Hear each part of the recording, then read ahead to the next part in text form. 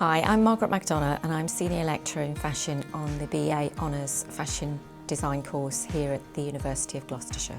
There are many issues around the fashion industry. It is one of the highest rated polluters of many of the industries, but it also extends beyond the environmental issues into ethical practices and the generation of waste, so it's a massive area. So over the last 7 years since the course has existed here at the University of Gloucestershire, we've increasingly tried to develop and raise awareness of education for sustainability. With first years we have undertaken Sustainable and Ethical Design module, which has included different approaches to the problem of sustainability and how we can manage it. And that was in the design and development of a whole outfit based around 3 garments. So we had to make a shirt by Emma Willis, who is a designer here in Gloucestershire. That gave us knowledge on how a garment is made to a high standard with hidden seams. We used a bamboo fabric because bamboo is seen as quite a miracle product now. It grows really quickly,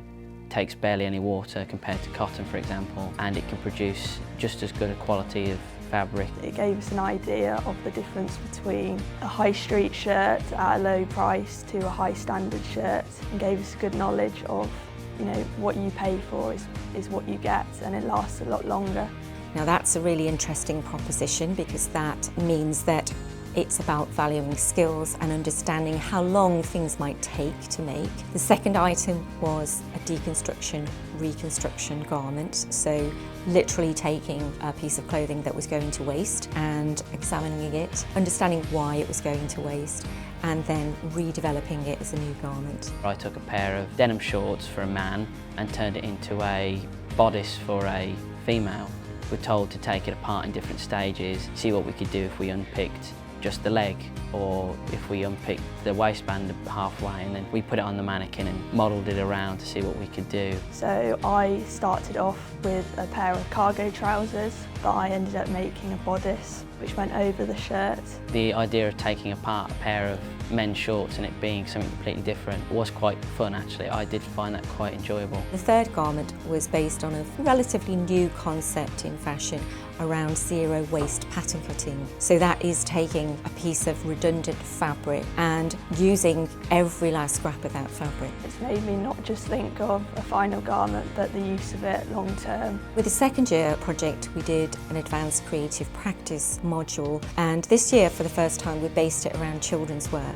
And I presented students with some old household towels. We worked with sort of sustainable dyes and reworking them, printing on them, recolouring them to create some really exciting and dynamic children's wear that has worked especially well. In my opinion, it is the future of design.